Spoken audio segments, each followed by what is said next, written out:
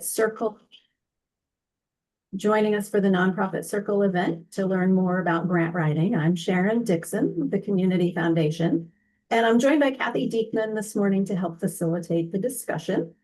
Before we introduce our speaker and get everything started, just a few housekeeping items.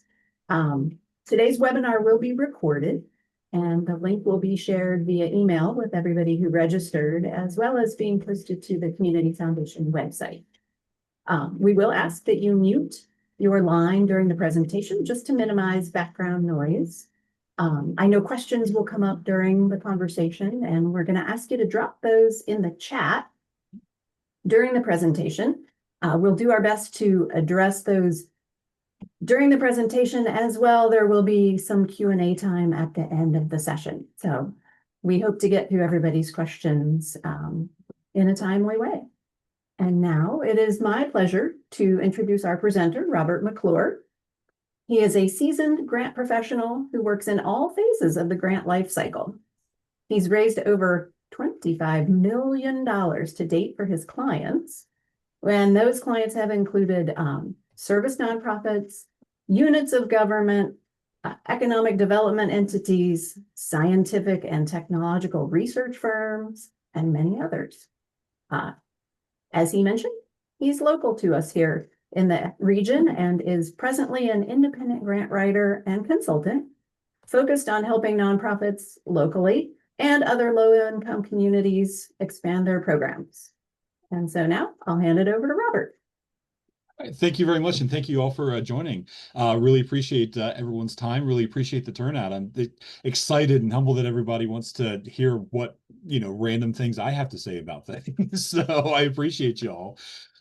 Yeah, as you mentioned, I've been grant writing for the last 8 years. Worked with several different organizations. A lot of different variety with organizations. I've worked with units of government. I've worked with nonprofits. I'm going to. Most of this we've already talked about. I've received awards from over 30 government funders. And that's everything from federal governments. As of July, I was up to 13 states that I've received awards from. So I've worked in a wide range of different organizations, a wide range of different funders. I've seen a lot of different things over the years, and I've represented a wide range of different clients. Also wanted to give you a heads up. There's a greater than 0% chance that this creature is going to show her face and want to impart her wisdom into the conversation as well. I've tried to shut her out, but we will see if the husky decides that she wants to join in. Sounds good. Well, let's dive straight into things.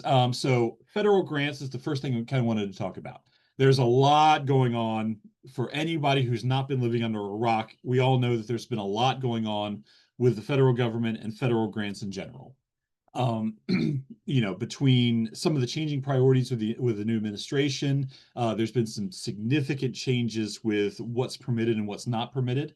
The previous administration, also for the record, I'm going to try and keep everything as free of current events as possible and nonpartisan as possible, but I'm going to have to deal with some of the politics that's involved in this just for the sake of the conversation. Okay. But yeah, there's been a lot of things that have gone on that have changed with the new administration. One of the biggest changes is the previous administration required a certain degree of DEI and diversity programs for funding. The current administration has banned DEI from funding. So that's a significant change that's affected a lot of people, because a lot of the people had to adjust according to it. It's entirely possible the next administration may change that as well. So part of the challenges that we're facing right now with the federal government is the flux that's happening within things. There's also been the well-publicized delays in grant RFPs being released. As there's been reviews about efficiency and things like that, a lot of the grants that typically came out during particular times of the year, and a lot of people, I'm certain some of you are in that category, have expected them to come out at given times. Then they were delayed 2, 3, 4 months before they were actually released. So that's affected things. Then there's the current realm of the government shutdown. And as anyone who's been involved with administering federal grants knows, government shutdowns tend to mean that there's delays in reimbursement. Hopefully, fingers crossed, they're going to be able to resolve this at some point and be able to get things going so that the delays aren't significant. But the timing is pretty bad.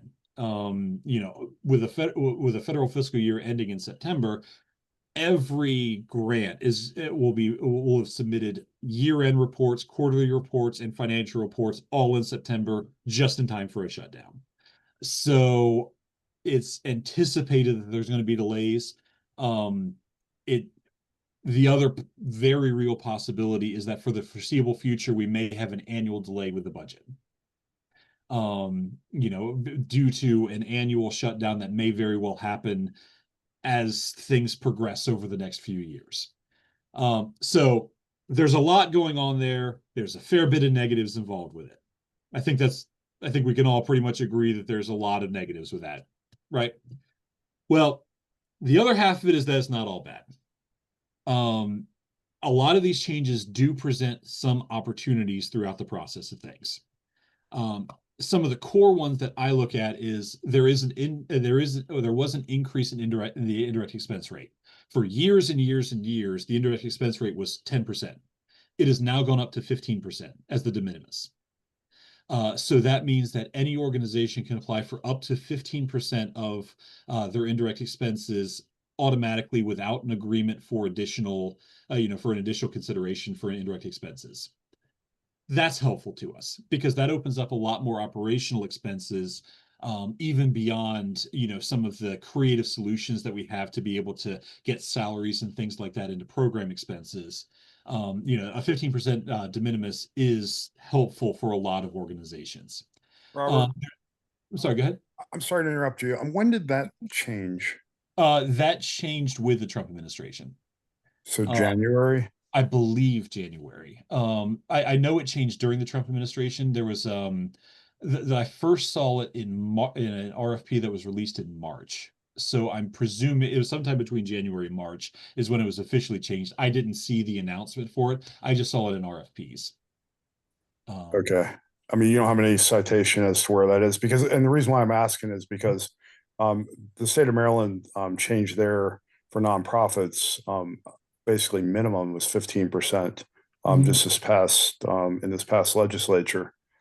But we are under a federal, kind of a hybrid federal state grant. And I went out to them asking for 15%, and they're saying, no, that's not. 10% is the maximum. And that's been recent. Okay. Was their award renewed recently, or is it a couple years old? I'm sorry. I know a lot of the federal grants run 3 to 5 years. So it was an FY. No, this was it wasn't FY25. So yeah, it would have been September of 25. Okay. So that's why I'm asking about when. Like, did it change for this coming grant cycle, this coming fiscal year, which we're in now, or did it start January the 1st? Yeah, I will double check it to be sure, but what I do know that all of the federal RFPs I've seen coming out have listed a 15% de minimis. Okay, thank you. I'm sorry. That much I know for sure. Yeah, I'm sorry to have gotten in the way of your Oh, presentation. no, it's a great question. Thanks for asking. But I will double check exactly when it's effective. Some of it's going to depend on, what fiscal year the award was in. If the fiscal year was, if the award started in the previous in previous years, it probably would be capped at 10%. And then when they renew it, it would probably be at 15. Kathy has a comment. Yeah, I just did a quick search, and of course it's preliminary, but it does mention that indirect costs for new awards are 15%. And then there's a breakdown of different funding streams: NIH, NSF, DoD. So it's going to take a little more research.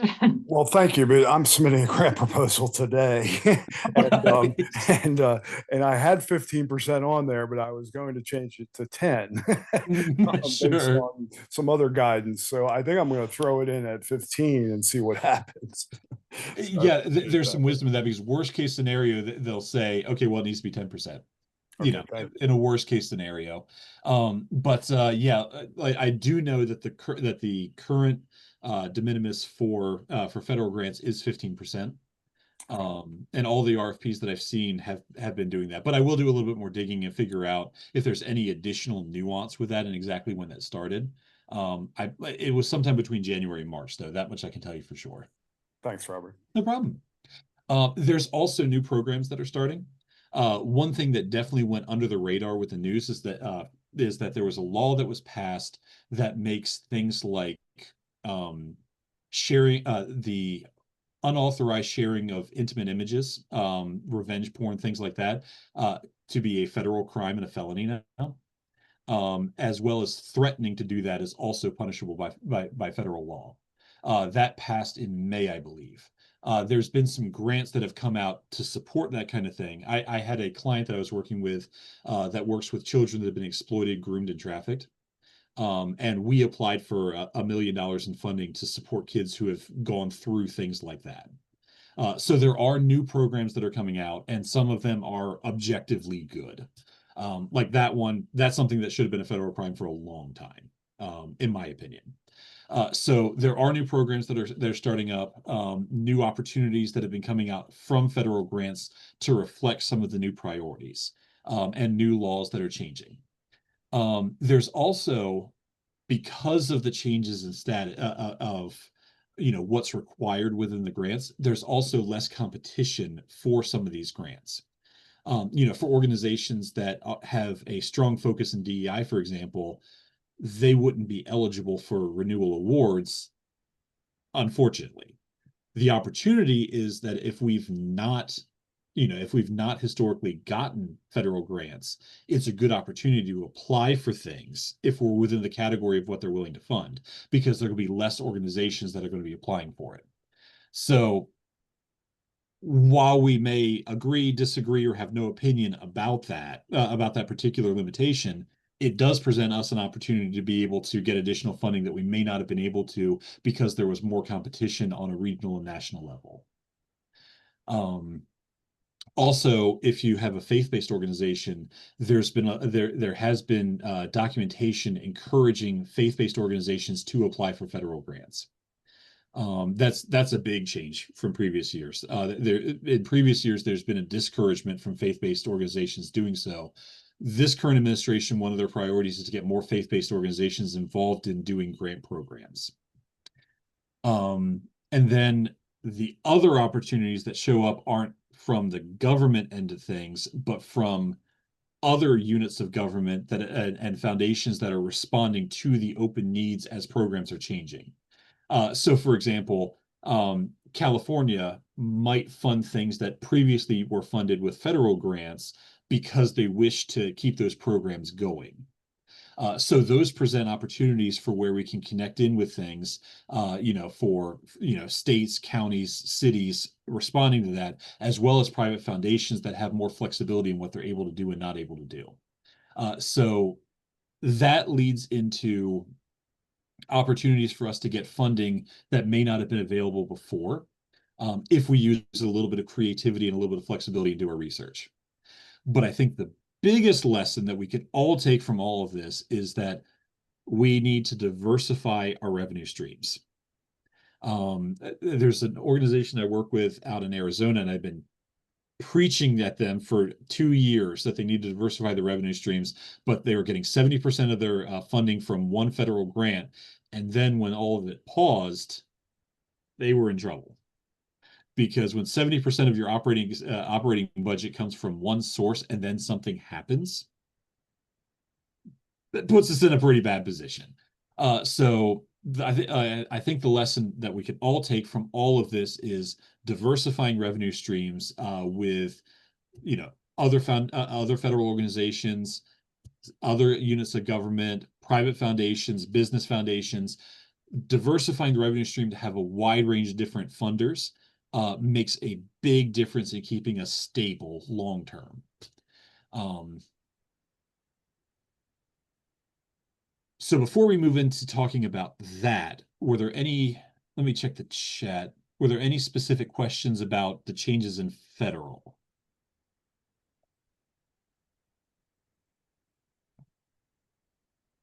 Okay, not seeing anything on the chat, so I will assume that if there are, we'll have it for the question and answer period. All right, so let's talk a little bit about diversifying. So some of this, I'm sure some of this you guys already know.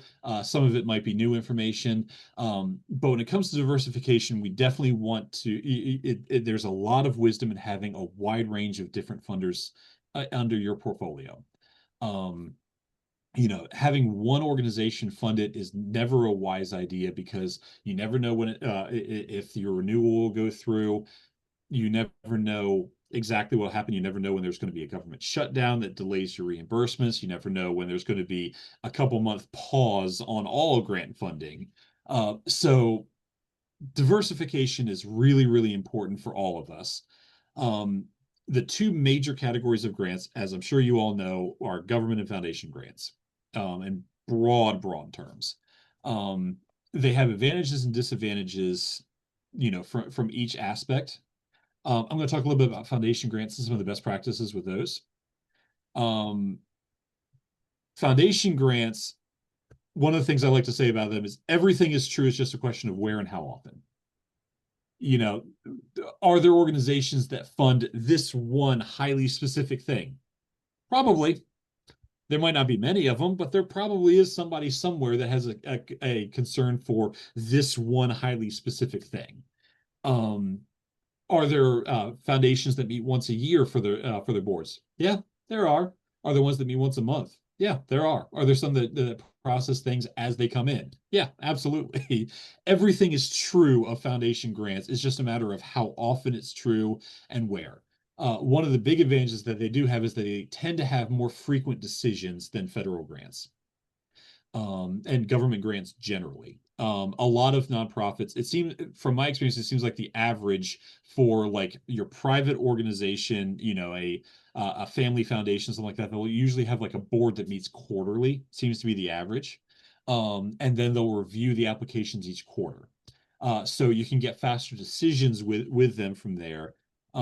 They also tend to make decisions more based on how they feel about the project. Sometimes there are objective criteria that are involved there, but broadly speaking, especially when it comes to family foundations, there's a board and they vote on who they want to fund. So what connects with the board members on an emotional level tends to be what they tend to vote for. You also have organizations, again, like the community foundation, where they have specific projects, and there's a mix of objective criteria and voting. Again, correct me if I'm wrong, but that's my understanding of what you guys, how you guys make decisions about what you fund. Yeah, well, there's criteria, Mhm. and there's both eligibility and selection criteria, and Yep. and a vote. So Yep. Exactly. Almost everyone is going to have some degree of criteria, but it looks different with foundations than it does with government. But because there is a vote, part of the best practices when it comes to it is to write in a way that connects with the emotions of the people who are doing the vote, so that your application sticks out with that. it also, While, from our point of view, has to fit with the mission of and our course, service area. But right, you'd be which is what I was surprised. about to say also. Exactly, is that obviously it has to be in line with the priorities, it has to be in line with the mission, it has to be in line with the funding criteria. But of those programs that are that align with that, there is a vote that's involved, so there's more opportunity for that sort of thing. That being said, foundations typically have smaller awards, but the applications are typically smaller, and usually the reporting requirements are a bit less. So what I've found as some of the best strategies for it is you want to do a deep dive into the funder that you're applying for before you start writing your application. You want to identify exactly where their service area is. A good example I think that I think of right off the top of my head for that is the Weinberg Foundation. They have a highly specific area of influence. A highly specific area where they'll work with. They work with what they define as Baltimore area, Chicago, and Israel. Those are their areas. But an open question based on what they have listed is, does the Eastern Shore count as Baltimore area? Those are the kind of things you want to figure out before you send the application. And before you spend a lot of time working on the application, that's the kind of thing you want to research and you want to know for sure before you take the time to start applying for it. I'm going to get more into research as we go, but one of the core things that you want to do with any foundation is do some digging into who they are, what they fund, and what they're about before you start the application. There's also a great use for storytelling when it comes to writing your applications. That's not to replace the more objective standards, the more objective measures that need to be in there to demonstrate your eligibility. But it is very useful for illustrating it when it comes to foundations. I used to work for the local Big Brothers Big Sisters affiliate, and a lot of people talk about, we have X number of kids that that need mentors and what have you. Okay, yeah, that's fair. But I can also tell you about Jeremy. Jeremy was an 8-year-old boy that I interviewed when I was working for them to see if I can help him help him place with a mentor. And Jeremy was a great kid. I mean, he was so full of life, so energetic, loved all of loved all the interactions that we had the whole time I was there. But he lived with his disabled grandmother. His father, last anyone had heard at that time, was living up in Philadelphia, smoking pot and playing video games with no time for his son. His mother, no one knew where she was. Her, the grandmother that Jeremy was staying with had no idea where she was. She had just abandoned Jeremy with her mother. The grandmother had significant knee issues, so she couldn't really run. She had a hard time playing with him. And the other problem that he had was that he had absolutely no male role models in his life.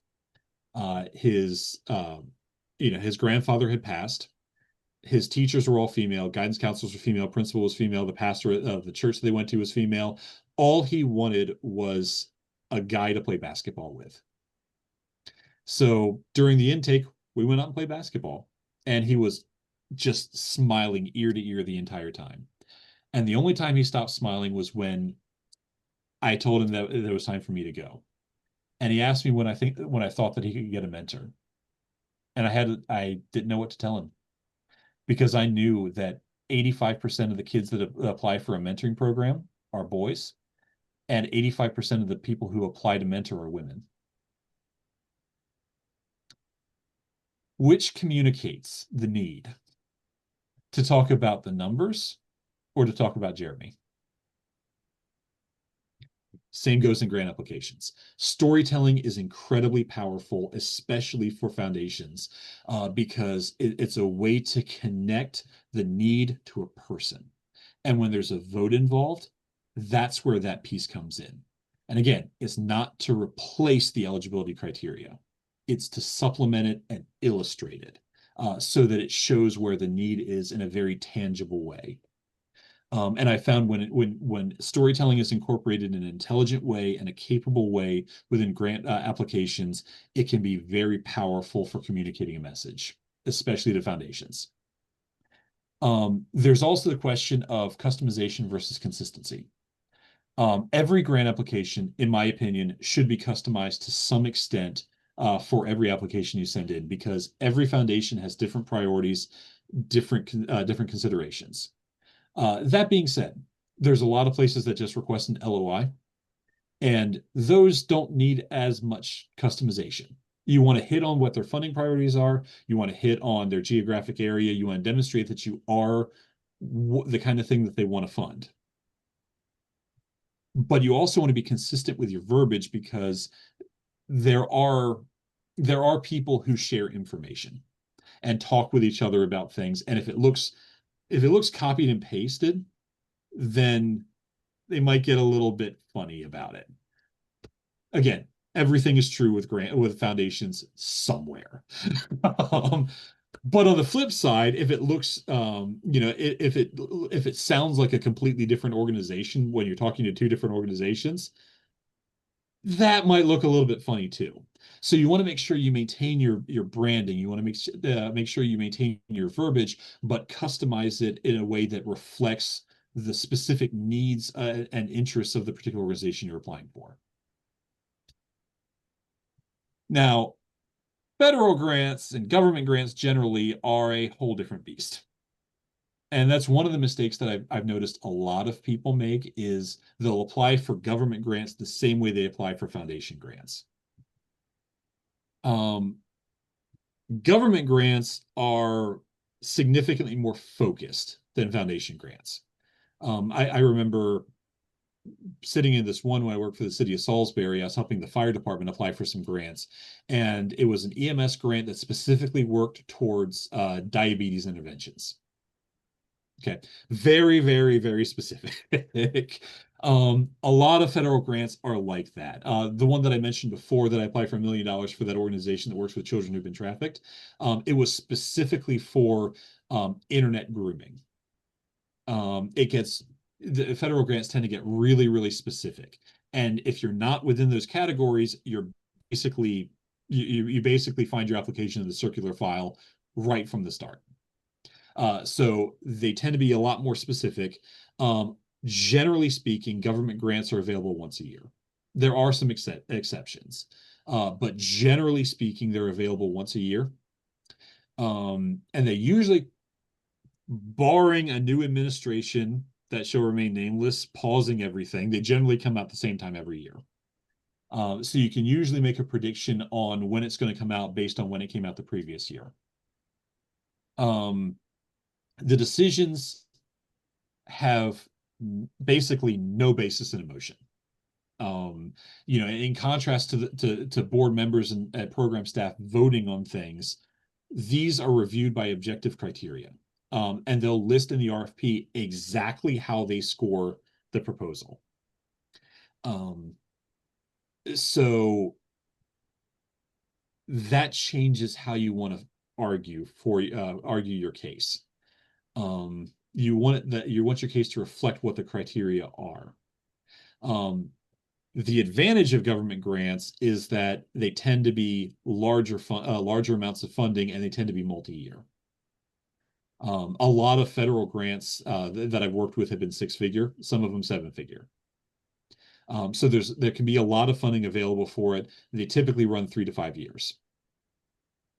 That being said, the applications tend to be long, and the reporting tends to be a lot more intensive. A lot of grants have a lot of the government grants I've seen have between 10 and 40-page program narratives. Plus like 8 or 9 attachments. You'll have to include a budget and a budget narrative, and the narrative will be explaining in detail every item on that budget and why it's important for the program. And then when you get in the reporting, there's usually there's usually monthly financial reports that you have to submit, and quarterly program reports, and then sometimes year-end reports as well.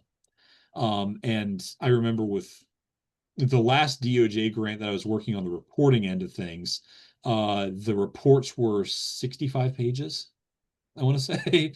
So there's a lot of work with it. You work for the money that you get. But again, as we talked about before, indirect expenses tend to be more available than they are with foundation grants.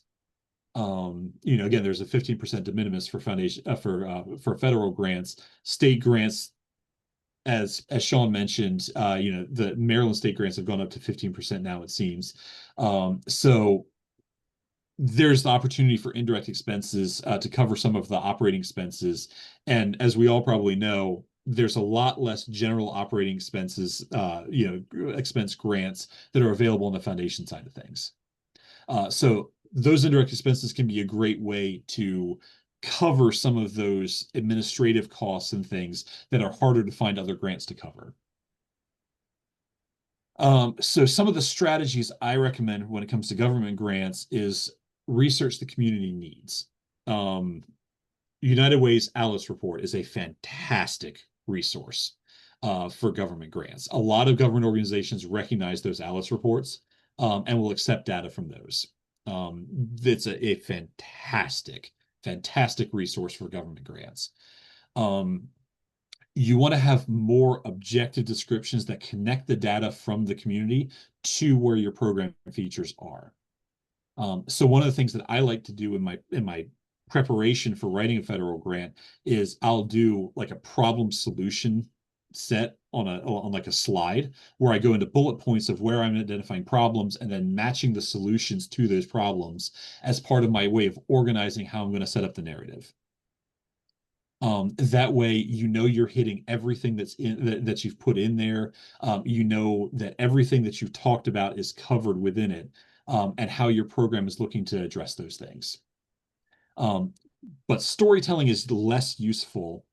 And yes, Annette, I can absolutely send the PowerPoint. I'll take out the dog picture before I do it. But I'll absolutely share the PowerPoint. Okay, I'll leave the dog in. Sure. There you go. Storytelling is a lot less useful in government grants, especially federal grants, because they're more interested in the data and how you're going to address the data. Then, again, as I mentioned before, review the grading criteria and the narrative instructions to ensure that everything is answered. One of the tricks that I like to do, again, while I'm prepping for it, great question. I'll address that when I get to the research. Okay. One of the things that I like to do when I'm setting up my writing for the narratives for grant applications is I will copy and paste the description of the narrative from the RFP directly into a Word document. The headers that they use, they'll tell you exactly what they want. And I use the headers without changing any of the words unless it's like absolutely necessary for context. So it'll start with like statement of the need. That'll be my first header, statement of the need. And then it'll usually break down in subpoints exactly what they want covered in there. And as I'm writing it, I try and include 1 to 2 of those points in every paragraph. The logic here is make it easy for the reviewer. They're going to be checking off boxes and grading how well you've answered the questions. The easier you make it for them to check off those boxes that you've hit all of the requirements, the higher the chance you have to get the award. If they have to go searching for where you answered, 0.3 subpoint Q, then that's going to make it less likely that they're going to be graded highly in that section because they may very well miss it.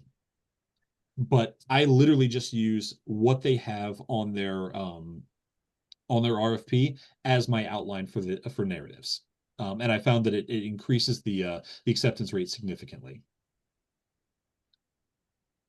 All right, are there any immediate questions about government versus foundation grants and best practices, or do we want to move on to the next point?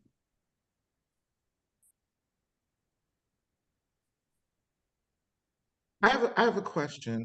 Sure. If the organization is 100% donor funded and has not depended on any local, state or federal funding, is there a concern?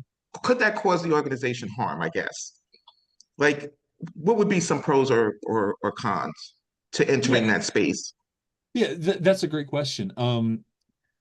The part where it may cause a little bit of concern is if you don't have adequate administrative support to be able to properly report on the grant. There may be some concern that they have there. Government grants, they usually have a questionnaire where you have to explain your financial controls. That's going to be really, really important if you've never received government grants before, to take that questionnaire and go into detail as to exactly what your financial controls are. Broadly speaking, I don't think it would be a problem. The biggest things you want to make sure of is that you're getting your annual audits. and that your information is well organized. Your budget, your program budget, those sort of things. Those are the things that are going to tell a funder that you know what you're doing, even though you haven't received grants in the past. If there's a lot of disorder with that, that's kind of where the pause might come in. And Kathy and Sharon, if you guys have anything you want to add to that as people on the other end of that, feel free to share. I think it will depend on the organization, or the funder, whether it's a foundation or government. Sometimes there will be stipulations on the limits to what you can apply for if you're a new applicant or a returning grantee. You may have more opportunities. So just be sure to read the RFP thoroughly so that you understand where you fit. I think if you can prove wise use, it depends on the questions and the outline. Like Robert was saying, you want to line item hit everything they're asking for in the order they're asking for. But if it shows in your budget, that you've been judicious in your spendables, you could still prove a case that you're reliable, that you make an impact. And just so you know, Robert, I'll keep an eye on the chat for you too. I mean, I appreciate your ability to multitask, so you're welcome to do it, but I'll keep an eye on it for you too. Sure, thank you. I'm a girl dad. I mean, I'm used to multitasking. There are a couple of questions there. Do reviewers of federal grant applications represent a cross-section of the country's population? They go for that. They try to do that to an extent.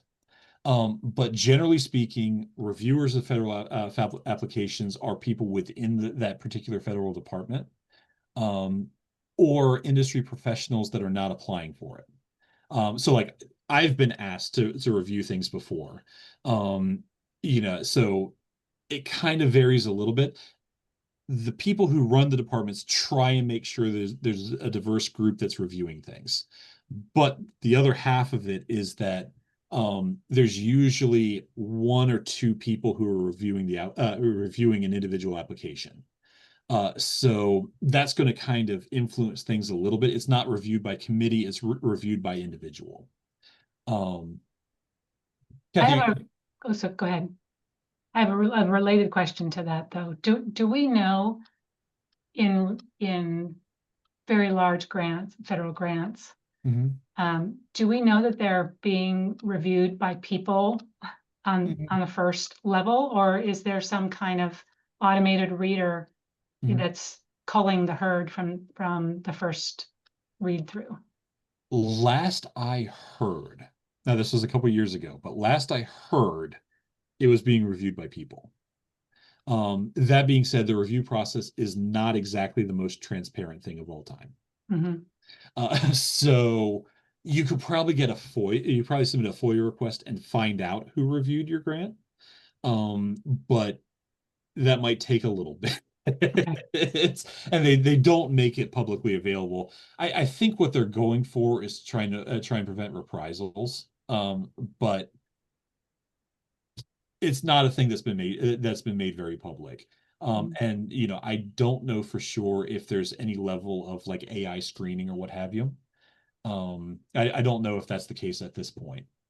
That being said, I haven't heard that they started doing that. So take that what you will. I wish the process was more transparent. But unfortunately it just isn't. Robert? Yeah, I only asked that in sort of in alignment with the higher ed space. Even before AI, we know that college applications and scholarship applications for certain high volume situations, they're called, where they're looking for key eligibility criteria, and if you don't meet it, you're out. Right. Follow-up question: we're too small for an annual audit, so would we not be approved? That depends.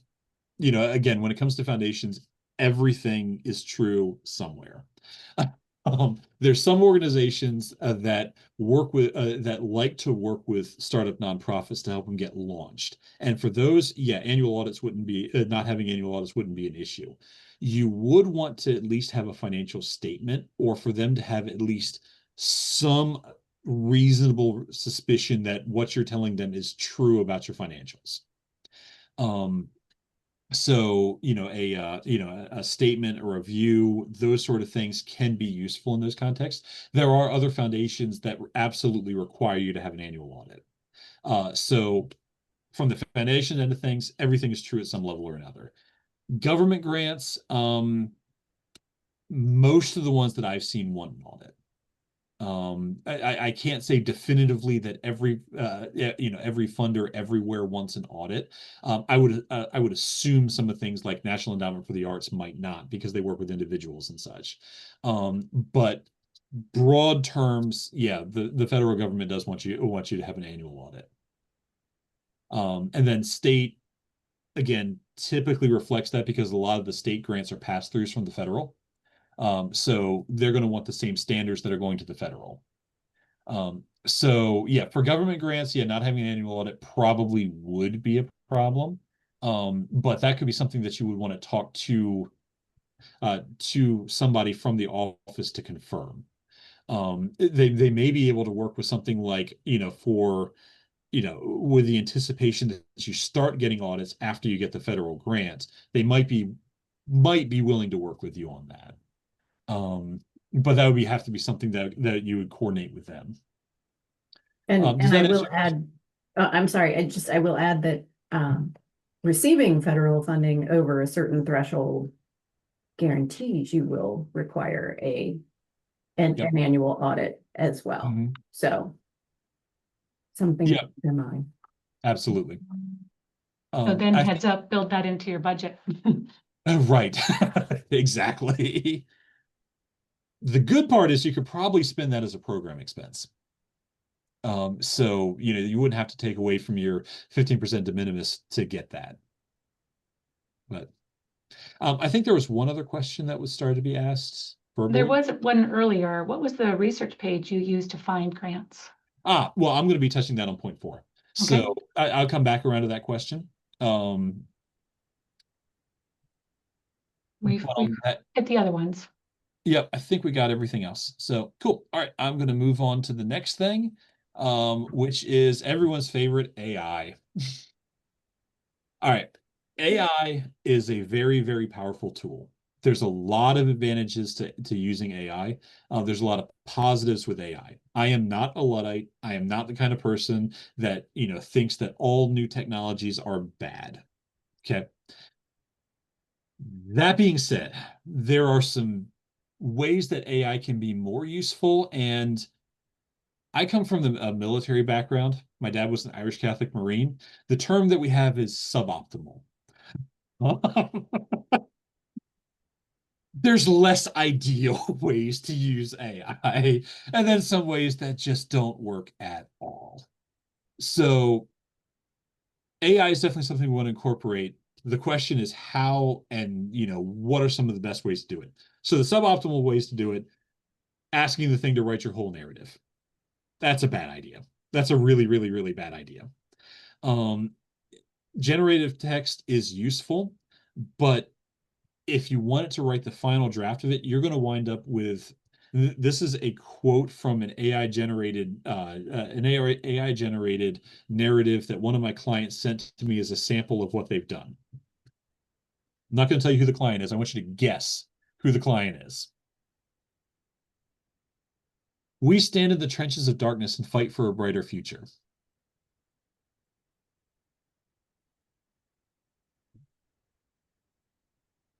I don't know what that means. I don't think anybody else knows what that means. It's saying absolutely nothing at great length with verbosity. Is it talking about a World War I soldier in a literal trench? Is it talking about a nonprofit that works with kids who have been exploited? Is it about an electrician that's trying to get the lights to work in the house? Who knows? It's just junk. It's a pointless sentence. And this particular narrative was completely full of it. And I was like, well, this is why it didn't get funded. It's not saying anything. So AI tends to be a lot broader unless you give really, really, really good prompts. The way that AI words things tends to be really, really broad and really, really vague. So it tends not to be useful for just writing your narrative. You also don't want to use it to do your research for you. And that includes both identifying potential funders and statistical research to support your claims. I'm going to give 2 examples as to why you don't want to do either.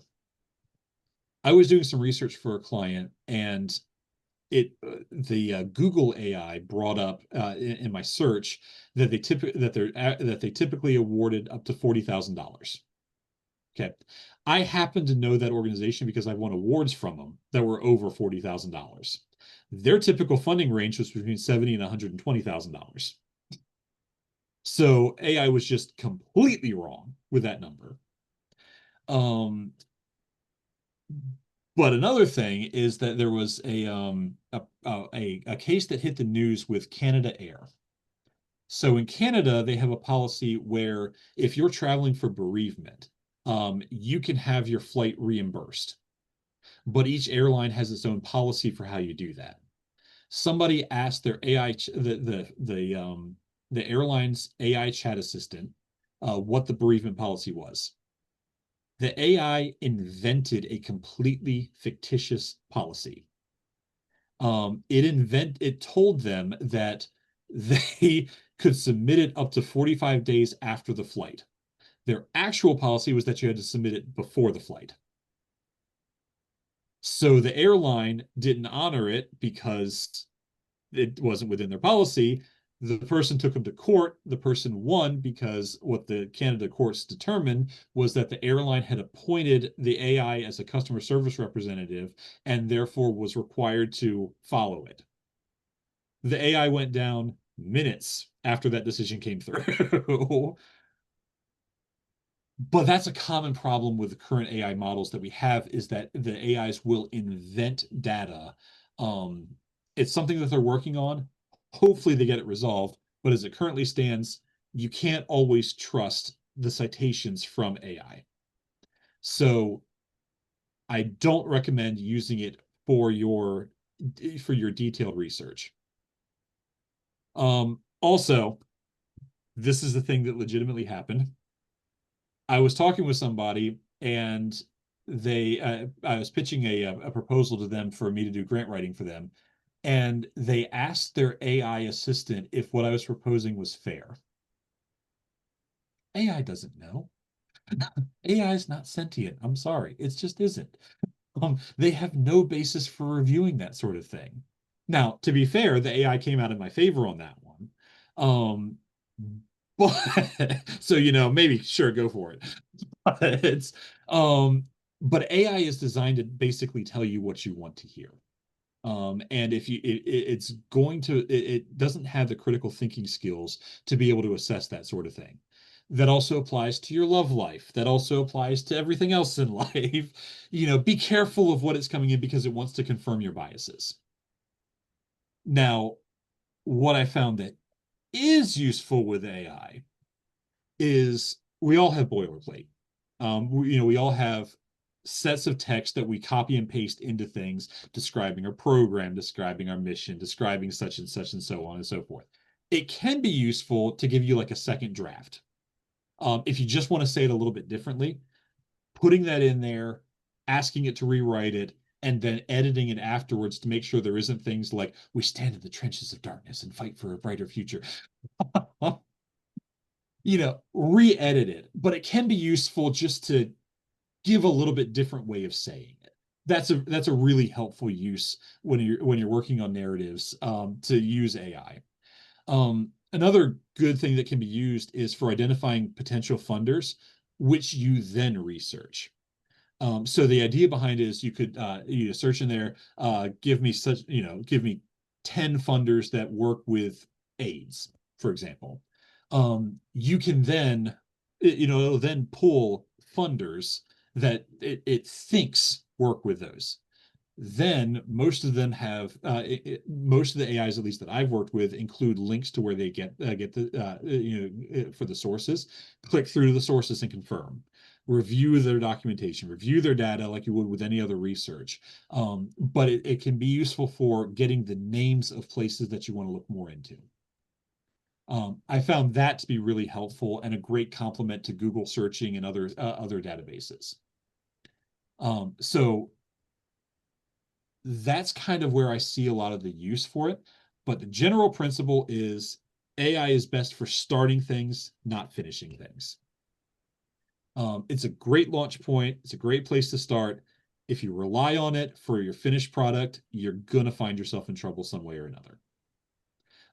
Maybe it won't be as dramatic as being in Canadian court, over a flight reimbursement, but it's going to mess you up some way or another. One of the things that could possibly happen is if you rely on it for your statistical research and you include that into a federal grant and you get awarded based on that statistical research, and then they do some digging and find out that that was completely fictitious, you're responsible for that. And the federal government may decide that that was fraudulent, and defrauding the federal government on a grant is punishable by up to 3 years in prison or I think it was like $100,000 fine. It's called a felony. You don't want to get a felony because of AI. So confirm everything, finish everything, but it can be useful as a launch point. Okay. Nanette, I saw you had your hand up. Did you have a question? More of a comment. I used to be anti-AI. Like I didn't want to use it for anything, Sure. did not trust it. But I tend to get writer's block. So it's really affirming what you've already shared, Robert. But I used to get writer's block. And so now I use it to help me start, which Yeah. is just what you said. And then I can go in and fill in the blanks, do my research, put my own personal and relative information in. So I agree with you 100%. It's a great starter and it's helped me with my writer's block. Absolutely, yeah. That is super, super helpful with that sort of thing. So thank you for that comment. I do that for the same thing also. When I hit around a writer's block, again, I do this on a full-time basis for a bunch of clients. I can't get writer's block. So when it does hit, it can be a great place to start, if nothing else, just because I'm ranting about it, talking about things like we stand in the trenches of darkness. No, you don't. Anyway. All right, so any other questions before we move to research? No? Okay, cool. All right, so yeah, that's what we're going to touch base on next is research, and specifically how to get better outcomes for your grant applications through using better research. Again, some of this you may already know. Some of this may be things that are kind of new. But these are all things that I use in my own practice to identify good opportunities for my clients. So some of the best practices that I found is you want to identify a wide range of possibilities. The national average for acceptance of grant applications is about 33%. One of the things that you want to do is, as you're doing your research, identify opportunities for 3 times how much you make, how much you want to make from your grant applications. Because then if you're hitting the trends, you'll be funded. Worst case scenario, you have extra funding to work with. No, I guess worst case scenario is you find out that you don't get any of it, and then you're kind of at square one anyway. But it's better to wind up having additional funding available that you got to figure out how to spend, rather than having half the funding that you need because one of the funders that you were expecting to get didn't come through. So yeah, you want to identify a wide range of possibilities. Once again, that's a good place where AI can jump in. It can produce things that don't necessarily show up on the first couple of pages of Google. So that can be a good way to get connected in there. Additionally, things like Candid, or Foundation Directory as it used to be known. Those can be really helpful for identifying those possibilities. One of the tricks that I have found is another program called Instrumental. If you Google like grants for youth serving agencies, often the first page of Instrumental will come up free in the Google search. So you can use that to pull names that you can then research from their website. So that's another trick, especially if you don't have the budget for Foundation Directory, or you don't have time to go into the Community Foundation and use Foundation Directory at their super helpful kiosk. I love you guys. I've used that thing more than once. That thing is super useful. But that can, things like that are good ways to do it. Foundation Directory, it's kind of like X. I can't call it X. It's Twitter for the rest of my life. Foundation Directory for the rest of my life. Things like that can be really, really good. But just like other things like it, don't always trust that the information is 100% accurate. Go onto the website of the foundation and verify what's being said, because sometimes there are inaccuracies. And again, the last thing you want is for your funding proposal to be denied because of an inaccuracy from another program. So always go in and verify. Yes, exactly as Sharon said. Use it. It's a great resource. Once you've identified your possibilities, you want to do a deep dive for a goodness of fit. You want to make sure, there's obvious things that we all know. You want to make sure you're in the geographic area that they serve. You want to make sure that you're within their priorities of what they're looking for. If you don't have those, just simply set the opportunity aside. It's not a good fit for you. There's some people who try to really push those definitions. They tend not to have a high success rate. And in my opinion, you're better off focusing that time that you spent working on that grant proposal for something that is a better fit. Because as I mentioned before, everything is true in foundations somewhere. It's just a matter of where and how often. So in my opinion, you're better off looking for the closer fits than going for the long shots, unless you have a really, really good reason to go for the long shots. Yes, Kathy. Yeah, in Funderland, we call that mission creep. Mm-hmm. And especially in a local organization, we check it out. We know what your mission is from previous funding opportunities, or we know the work that you do. But if you start sort of expanding your mission to fit a purpose, that will come back to haunt you.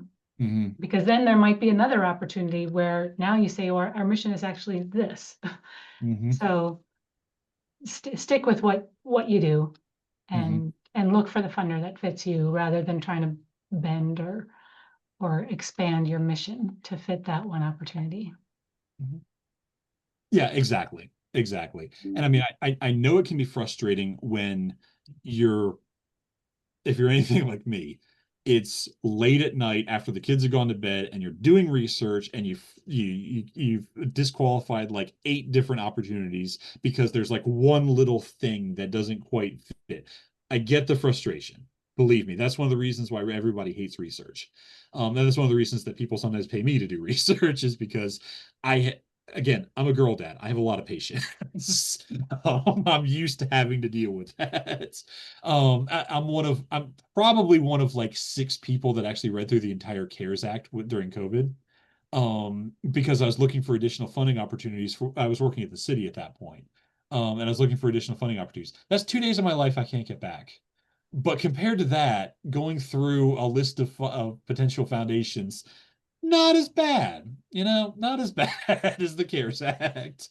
But yeah, research can be frustrating, but you want to stick with it, and you want to make sure that you're going for close alignments. The closer the alignment, the higher the chance you have of getting funding, the higher the chance it is that you're not wasting your time filling out another application for an organization that probably won't fund you. So yeah, goodness of fit is really, really important. Another very important part is using data to figure out what you're asking for. And what I mean by that specifically is how much you're asking for. A lot of organizations will post, what their funding range is, what their ceiling is, what their floor is. All government grants post what their ceiling and floor is as to what they're able to fund. A lot of foundations will do the same. A lot of foundations will not post that information. Where you can get a lot of that information is from the tax documents. Most of the tax documents will list out all of the gifts that foundations put out. Most of them will also key that by program. So what you don't want to do is, let's say we use the Community Foundation as an example. The Community Foundation has a lot of different programs. Some of them have higher caps than others. What you don't want to do is use the data from like their highest funded program and then use that to try and make a case for like a micro grant. That'll get you out of the running right off the bat.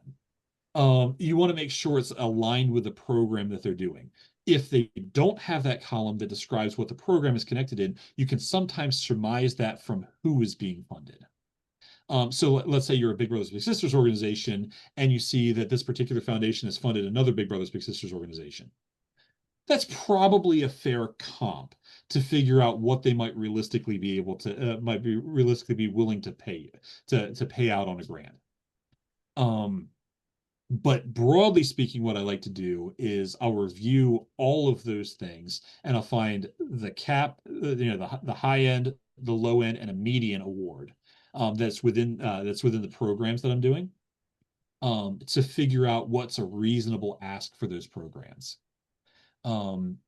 That increases the likelihood that you'll get funded because it's within the category of what they typically like to fund.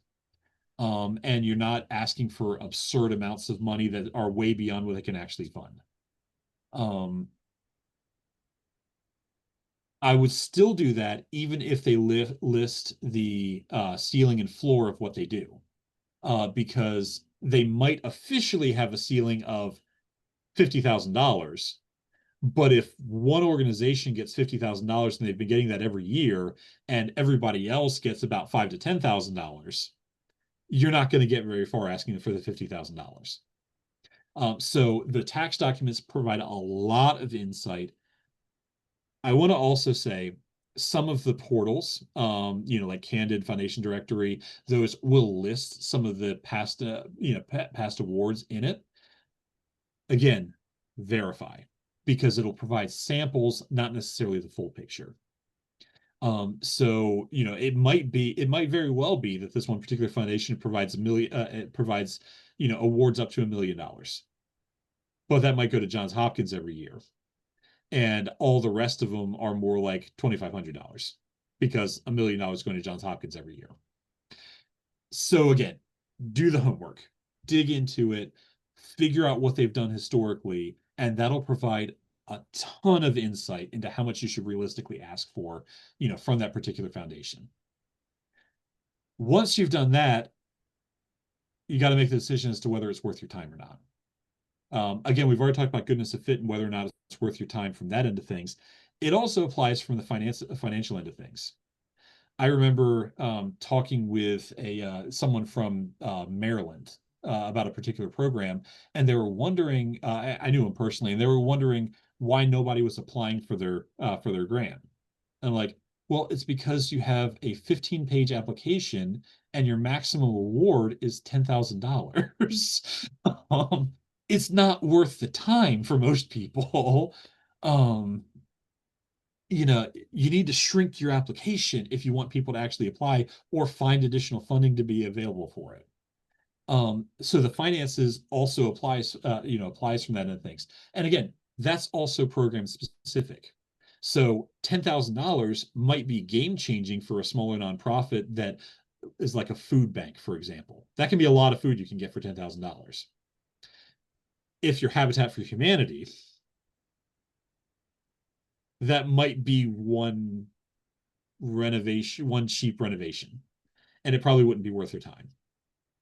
So think about your organization, think about what your financial needs are, and figure out if the alignment is a good fit and how much they can fund is a good fit.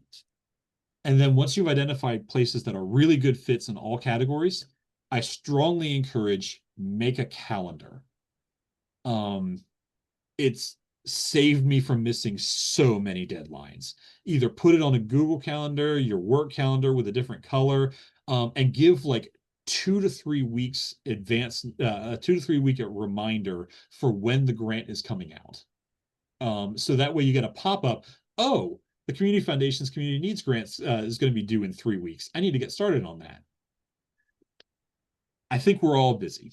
We all have the different things that we have to do. We all have different programs that we're running. We all have 1,000 different pulls on our time. It's very, very easy for this one random date to get lost somewhere in the dance rehearsals and things like that that's going on in life. Calendars save so many missed deadlines. And that also applies to reporting. That applies to everything. Set it out in your calendar so you know exactly what's coming. And it really, really helps, at least from my experience. Maybe some of you are better than I am at keeping track of dates and things. I'm a girl dad, single dad, with a business. I'm gonna forget. So everything goes on my calendar. So those are some of the best practices that I've found within research. But I'm going to go ahead and open it up for the Q&A. I see Beth, yeah, Grammarly is a great program. Yeah, I definitely, especially if you're not like some grammar obsessed person that's been reading unabridged 20,000 Leagues Under the Sea since you were 8, Grammarly is useful. I'm that guy. But Grammarly is very, very useful for double checking things. It could very well be worth a subscription. Yeah, as I said, Sharon, absolutely right. Foundation directory is available with Community Foundation. Very, very useful, very helpful kiosk. I love that thing. And if you've never used it, we are happy to have you come in. We'll walk you through how to access it, some tips and tricks. So we want it to help and make your efforts more successful. And I'm also a fan of it. I've used it and can attribute what Robert has said, that it is not always up to date, unfortunately, especially with some of these smaller family foundations. The contact information may not be correct, but if you don't mind doing some detective work, it is super helpful. And you can find organizations you didn't know exist. But just even like the submission date, the contact information, verify. And if that means go to their website, make a phone call, be doggedly determined so that you are making good use of your time. Yeah, absolutely. One little hack that I found for finding good contact information, again, the tax documents. They have to list their current office on the tax documents. It will be about a year out of a year past, because usually it's about a year process before they get released. But they do always have some sort of contact information on the tax documents. Please explain how you find those, Robert. Yeah, so what I usually do is ProPublica has a boat ton of tax documents that they post. Almost everything that gets approved and released by the federal government winds up on ProPublica. Candid also has a similar service where they pull the 990s. But generally speaking, if you just type in the foundation's name and 990, it'll link you to probably ProPublica or Candid. And you can get the full PDF of their tax filing for a particular year, and that'll include their officers. That'll include their official legal address. That'll include a contact number. Sometimes it includes a website. If you're having a really hard time finding a website. So yeah, you can get a lot of contact information and details from the first page of the 990 and the section where it's talking about their officers. And if you're looking at local foundations, you may even discover that you know somebody who's one of their officers that you weren't aware was involved with that. Yep, that's the one, Gabby. Yep. You could probably also use that for, some potential background information if it's relevant to your cause, to other proven programs that you might be similar to. I mean, it's an investigative journalism site, so you Yep. could probably go down quite a few rabbit holes. Oh But yeah. super useful. Yeah. The other trick that I've learned, this is kind of one of my sneaky tricks. If I can find someone that I know that's on the board, that can, or I have a connection to, I'll sometimes stalk them on LinkedIn to see if I can find people on the board on LinkedIn and see if I can use that as leverage to get an invitation to apply for invite-only grants. Because board members are going to be the ones who can absolutely do that sort of thing. It'd absolutely be great leverage for getting invites. So that can sometimes be an effective way to work around the invite-only requirement, to, at least get your organization in front of somebody who has some pull as to whether or not you can get an invite. But use with caution, because you don't want to be that person that winds up like, no, we absolutely aren't going to do it now because you're acting creepy. Don't show up on people's doorsteps. Please don't show up on people's doorsteps. Bad practice. Bad practice. Cool. All right. So I said we're going to open up for Q&A. We've got about 20 minutes or so left. And this is an open Q&A. We can ask questions. We've already addressed a lot of the questions that came up about the presentation. But if you have any questions about what we talked about or about grant writing as a whole, feel free to ask.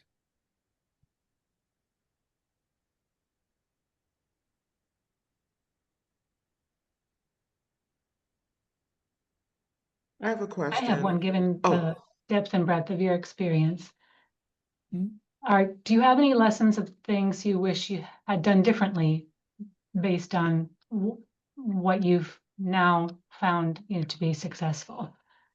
Yeah, Maybe a first time or, early in your career grant writer. sure. Yeah, I really wish I had done a lot more of the in-depth research and really put the time into it right from the start. I mean, to be fair, I was pretty successful from the start. My first project for grants was to redo a job lab, and I applied for 7 grants and won 6 of them for $35,000 to completely redo the job lab. So I was pretty successful from the start. But I do really wish that I had done a lot more research into organizations for better fits, because especially in the next couple of projects when I was working directly, there was a lot of wasted time for for proposals that weren't good fits, and things that were partial fits, but also had other elements that weren't really connected to it.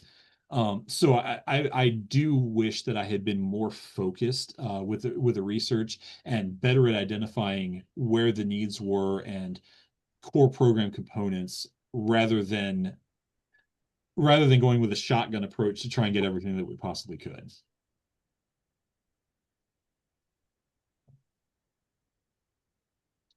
Then, Annette, I think you had a question. Yeah, I have a question.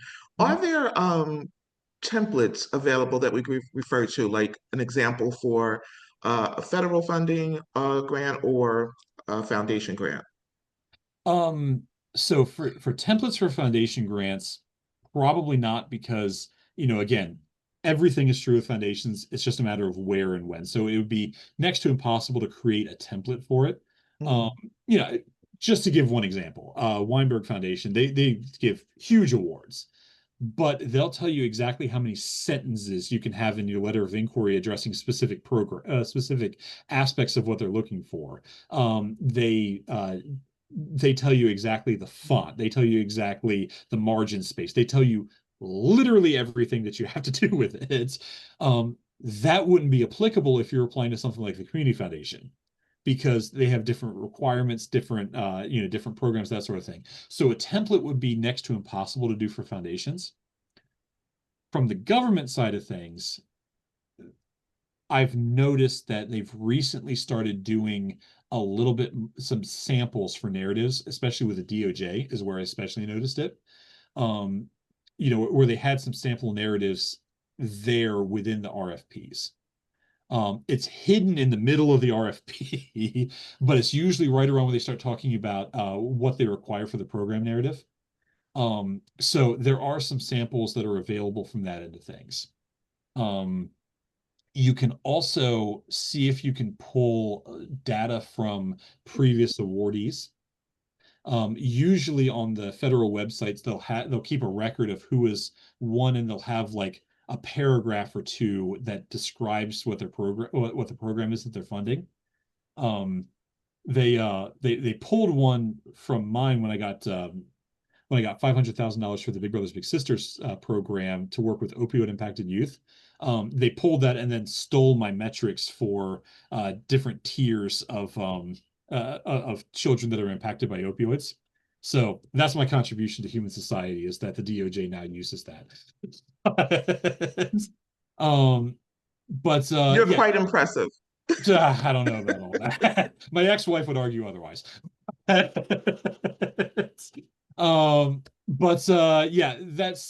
those kind of things are available online. You can get some insights from past funders to get a feel for the scope of programs that they fund within those programs. Thank you. No problem. Robert, it's Martin Hutchison from United Way. I just Hey, want to Martin. say a couple of things. One, thanks for the plug for Alice. Anyone doesn't know about Alice, shame on you. You can find information at uwles.org/Alice. That'll take you to the national website. You can dig down all kinds of rabbit holes, find all kinds of data related to our neighbors who struggle to make ends meet, yet are working sometimes 2 and 3, 4 jobs. So that's that. I appreciate that. Secondly, has anybody said anything to you about the nonprofit summit that's coming up the 24th of April? If not, I am notifying you that we're sending out CFPs in the near future. And if you don't have April 24th reserved on your calendar, please put a hold on it and send the CFP back to us. Sure. Yeah, I actually hadn't heard about that. So yeah, absolutely. I would love to definitely send a CFP over to you guys. I don't think I have anything planned for April. It's not any of my kids' birthdays or anything, so it should be good. It'll be here locally at Salisbury University, and it's something that Community Foundation, United Way, and Salisbury University PACE do Nice. every year. This will be our 5th annual. Nice. That's awesome. Yeah. And yeah, absolutely. I'll plug Alice all day, every day. There's so much useful data within those Alice reports. My only critique is that it's not available in more communities. I know that's an ongoing process, and We just added a number of states, but it is a legitimate critique. We are working hard at that, and it's expensive to get the data. I know. The critique I thought you were going to say is it's not it's not more current, but it reused the census data, and so Right. it's always a couple years behind. But Right. they're working at addressing that one, Mhm. trying to figure out a way to be more current because things are changing so rapidly now. Right. It would be really, really nice if things could be more current. But but again, as I mentioned before, that's part of the reason why the government will accept the Alice report, is because it's pulling data from their own sources as the current that they have. But the great part about the Alice report is it goes deep into a lot of details about what's going on in the community. And that is super, super helpful information for establishing where the needs are, why there's a need. The data from the Alice report is one of the core things that I used with that $500,000 award that I mentioned from the DOJ. So yeah, it's very, very, very helpful information. Absolutely love it. There's also a database that can provide some really good information as well, from the Casey Foundation, called Kids Count. That can provide some pretty unique information as well. Aspects of, it talks about especially about poverty, food deserts, children who are who are food insecure. There's a lot of information within that as well. So definitely worth checking into. Kidscount.org, I think is the URL for it. That's the one. Thank I'm you. on it. Thank you, Kathy. I You're am amazing. that person that has trouble multitasking, and you may not remember, you're writing stuff down or get distracted. This way, when you look back at the video, the chat should come with it. Yep. Sure thing, Kathy. Thanks for joining us. Appreciate it. Martin, I assume we'll get information about the event in April through the Community Foundation. You will. We will blast it out. We just secured the date a couple weeks ago. And so, but you can put the date on your calendar. It is set in stone. It will be at the Purdue School of Business building at Salisbury University. There is also a PACE showcase the night before, starts, I think, around 2 o'clock in the afternoon. Sometimes we do some networking related to that for nonprofits, but regardless of whether we do that or not, it's worth your attending just to be enamored with amazed by the talent of our students and the community projects that they take on tackling and find solutions for. And it's just, I always leave there feeling, wow, that our future is bright with some of these students. So.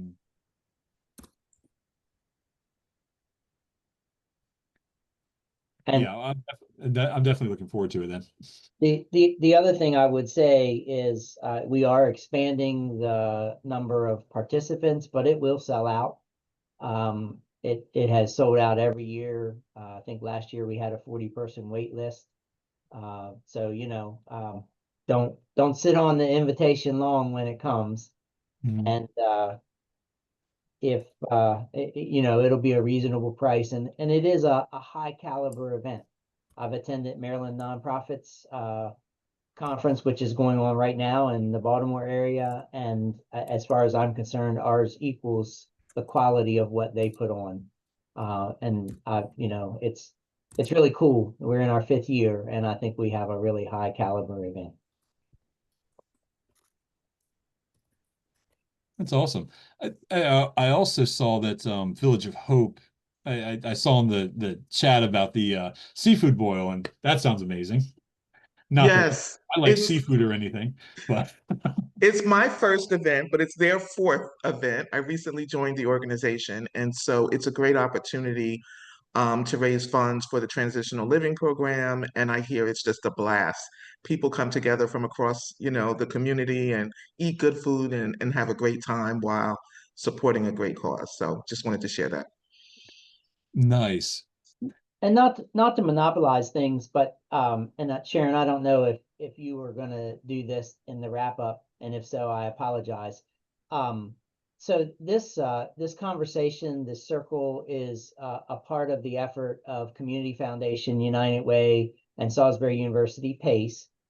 It came out of our desire to work together to address governmental funding, pauses, cuts, all of that. But it has morphed into more than that. And we are next month, it is always the second Thursday of the month. We're bouncing back and forth between a virtual platform like today or an in-person platform like next month. Next month will be November 13th. It will be here at the United Way office on South Salisbury Boulevard or North Salisbury Boulevard, 803 Suite 2100. And it's going to be a check-in. We've been at this for a number of months now, and we feel like it's really helpful to see what it is that you all, the audience, would like to see us talk about. If this is useful to continue to do it, or if it's run its course and it's not useful. So Pam and I will guide the conversation to kind of get a sense of where you want to go from here. And then we'll use it to develop, the steering team will use it to develop the program for the coming months. Thank you for that detail, Martin. And information will go out via email, correct? So Yes. watch your inboxes for more, but go ahead and save that date, November 13th, for the next And you all blasted out in your e-blast, newsletter. Yeah. and we send it to our partner agencies, and we post it on social media. It's not exclusive. It is a conversation, a circle conversation for the nonprofit community, but it's not, we're always open to other nonprofits to join the circle. I added my email address for Village of Hope. I think I got this email to my personal email, which is fine, but I'd like to just make sure you have my work email. Thank you for that. I will add you to our distribution list, Annette. It's so good to see your face, Martin, and hear your voice. It's wonderful to see you too. I should have said, Annette's one of our, I think you did 2 workshops for us, 2 years Yeah, at the Nonprofit Summit. So, you have yes. illustrious leadership here among us.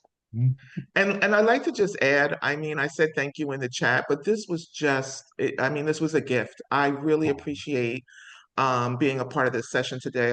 I've taken, copious notes and learned a lot, and so I'm really happy to be connected to this effort. It's very helpful. Oh, well, thank you for that. I really appreciate it. I'm glad there was information that was helpful to you. So yeah, thank you all for coming. Just to let you know, that's my contact information with a typo. Yay. It's not 443 equals. No, it's a minor typo. So There We you get go. it. There you We go. get it. All the right numbers still counts. Yeah. Yeah, there you go. There you go. But Better here than on your grant applications. I know, right? That's the truth of it. Well, But go ahead, Robert. but yeah, I was just going to say thank you all for your time. Thank you for coming out. I really appreciate everyone's interactions, everyone's time and attention. As I mentioned before, I am a local grant writer. So if there's any other way that I can help you, feel free to reach out. Happy to work with anybody here. Yeah, wish you all the best of luck in getting everything together. I know that there's a lot of chaos going on a lot of different levels, but it does present us with opportunities if we use some of the best practices when it comes to our grant applications and see the opportunities that are available to us. There are things that we can capitalize on in the midst of all of the chaos and crazy that's going on right now. So yeah, like I wish everyone the best of luck with your applications, and if there's any way I can help, feel free to let me know.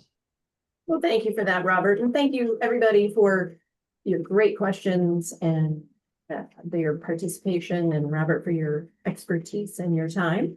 If you'd like to revisit any of the material from today's event, a recording is going to be available on our website in the coming days and be sent out via email. And I believe we covered in the chat that the slides would be available also. Don't forget to mark your calendar for Thursday, November 13th for the next Nonprofit Circle conversation in person at the United Way offices. And good luck to everybody with your future grant applications. If we can be of any help, please let us know. thank you all. Have a great day, everybody. Thank you Great day, all. Take everybody. care. Everybody.